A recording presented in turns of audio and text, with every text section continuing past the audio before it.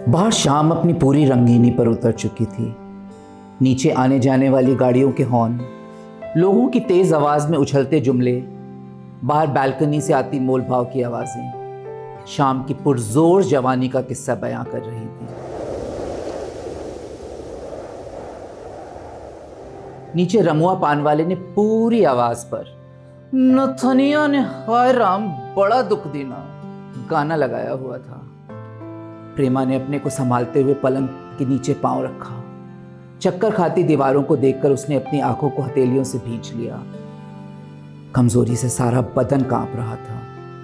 तख्त के पाइप के पास रखी हुई बोतल को उठाकर उसने जैसे तैसे 2 घूंट पानी हलक के नीचे उतारा।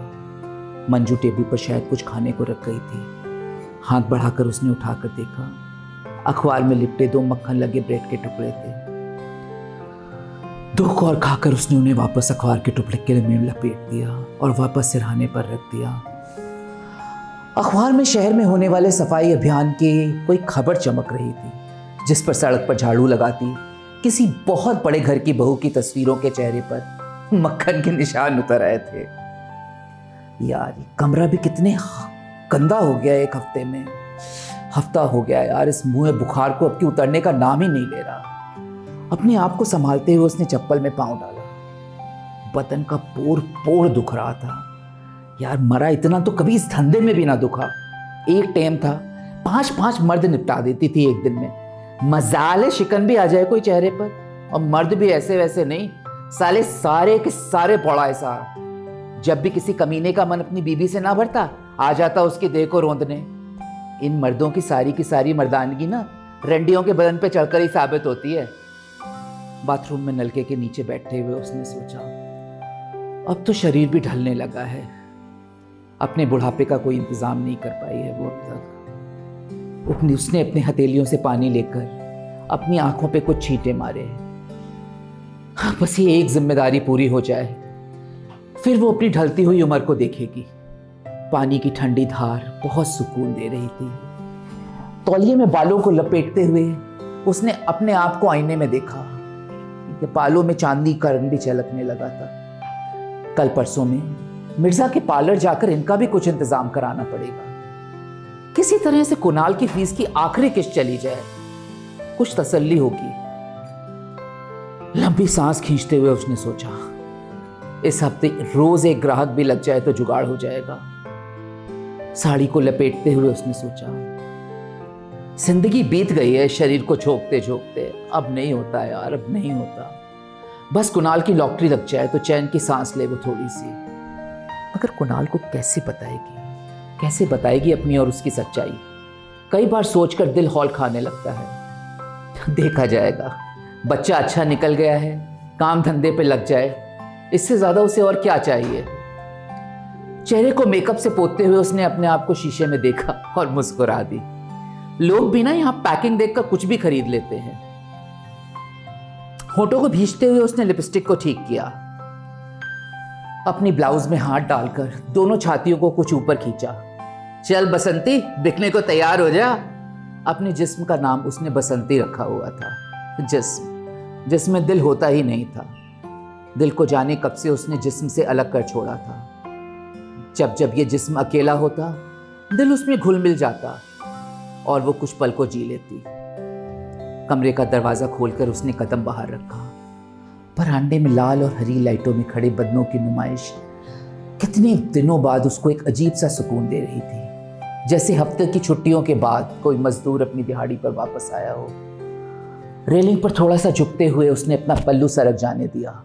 अगले चौराहे पर माता के मंदिर से शाम की आरती की आवाज आ रही थी। उसने अपनी आंखों को बंद करते हुए माँ से दुआ मांगी, माँ इस माँ की भी राज रख लेना। सामने से 2 ग्राहक निकले, उस पर उचटती हुई नजर डालते हुए। मेहंदी लगे बालों से साफ पता चल रहा था कि उम्र 50-55 की होगी। गोश्त लेकिन बेटी की उम्र का खोज रहे थे। हलक में बलगम का कोई कतरा सा अटक गया। छज्जे के नीचे थूकते हुए उसने मुड़कर देखा। दोनों हरामजादे चमकी के कमरे के दरवाजे के अंदर जा रहे थे। अरे शांता, देख ये दोनों हरामी चमकी के कमरे में एक साथ जा रहे हैं। 18 साल की बच्ची है, इन 2 कुत्तों को एक साथ ना झेल पाएगी। उसने दूर कमरे में खड़ी शांता को आवाज लगाते हुए कहा, अबे ओ रंडवे, हफ्ते को पलंग पर क्या पड़ी तूने अपनी हरामीपंती फिर शुरू कर दी?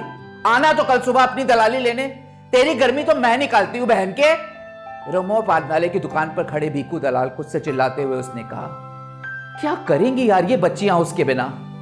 अचानक आए चक्कर से खुद को संभालते हुए वो नीचे बैठ गई। कमजोरी से आंखों की आंखें अंधेरा सा छा गया। उसे कुछ समझ नहीं आ रहा था कि ये क्या हुआ था। चेहरे पर हवा महसूस करके उसने धीरे से आंखें खोली। बगल में स्टूल पर बैठी शांता किसी पुरानी मैगजीन से हवा कर रही थी। छुटकी, मुनिया, कमला, सत्तो, सारी की सारी लड़कियां उसके चारों तरफ खड़ी होकर उसे देख रही थी। अरे करम जलियों, धंधे के समय तुम यहाँ क्या मजमा लगा रही हो? जिंदा हूं मैं, मरी नहीं हूं। उसने उठने की कोशिश करते हुए कहा। लेटी रहो जीजी, मरे तुम्हारे दुश्मन, शांता ने उसके माथे पर हाथ रखते हुए कहा। लंबू के लौंडे को सीढ़ियों में बैठाया ही हूं, कोई भी ग्राहक सीढ़ियां चढ़ेगा तो वो सीटी मारकर बता देगा, सत्तो ने अपनी आंखें पोंछते हुए कहा। अरे नासपीटो, धंधे के टेम छज्जा नंगा पड़ा हुआ है, ये भी देखा है? चलो चलो अपने धंधे पे लगो, त्योहार का टाइम है, इन कमीनों की जेबें भी भरी होती हैं और लंगोट भी भारी होता है। उसने इशारे से सत्तो को पास बुलाकर उसके चेहरे को थपथपाते हुए कहा। इन लड़कियों से उसे बेहद प्यार था। चलो चलो सबकी सब निकलो यहां से। उसका गला सूख रहा था। कोई नहीं, तुम लोग निकलो धंधे पे, मैं आज का एक निपटा चुकी हूं, मैं जीजी के पास रुकती हूं, शांता ने सहारा देकर उसे पानी का गिलास पिला मुंह से लगाते हुए कहा। और देखना, चमकी निबट जाए तो इधर भेज देना, इस बच्ची को तो अब समझाना बहुत जरूरी है, ऐसा करेगी तो टाइम से पहले ही रुंध जाएगी। शांता धीरे धीरे उसका माथा सहला रही थी। बचपन में गांव में जब जब अम्मा का सिर दुखता था, वो भी अपनी हथेलियों से उसका मत्था ऐसे ही घंटों सहलाती रहती थी। अब तो अम्मा की सूरत भी बिसरने लगी है। अरे मुनिया, जरा लंबू के लौंडे को बोलना 2 चाय और बच्चों वाले बिस्किट का पैकेट पकड़ा दे, और ढाबे पे सुन रहमत चाचा को बोल दे जिज्जी के लिए पतली सी खिचड़ी बना देंगे, शांता ने स्टूल से उठते हुए कहा। अरे नहीं बे, मुझे बिल्कुल भूख नहीं है, वो शांता की बाहें पकड़कर धीमे से बुदबुदाई। तुम तो चुप ही रहो जीजी, भूख क्यों मर गई है ना, पता चल गया है मुझे। उसने तकिए के नीचे से कुणाल की फीस का लेटर निकालते हुए दिखाया। शांता के हाथ में नोटिस देखकर वो बहुत चक्की रह गई। ये तुझे कहां से मिला? इशिता ने नोटिस शांता के हाथ से लेने की कोशिश करते हुए कहा। वहीं जहां तुमने छिपाया था जीजी, अब समझ आ रहा है तुम इतने दिनों से क्यों बीमार थी और इतने दिनों से क्यों परेशान चल रही थी। नहीं रे, ऐसा कुछ भी नहीं है, ऐसा कुछ होता तो तुम्हें बताती ना। अब हमसे तो ये खेल खेलो ना जीजी, 15 साल से जानते हैं तुम्हें, तुम्ही ने हमारे आंसू पोंछकर हमें सिखाया था ना कि अब यही हमारी दहलीज, यही हमारा आंगन, हम सभी एक दूसरे की बहू बेटियां और हम सभी एक दूसरे की संगी सहेलियां हैं। जिज्जी हमारे आंसू तो पोंछती नहीं, पर अपने आंसू कभी ना देखने दिए। शांता की आंखों में सालों के बाद रोका हुआ आंसुओं का दरिया बह निकला था।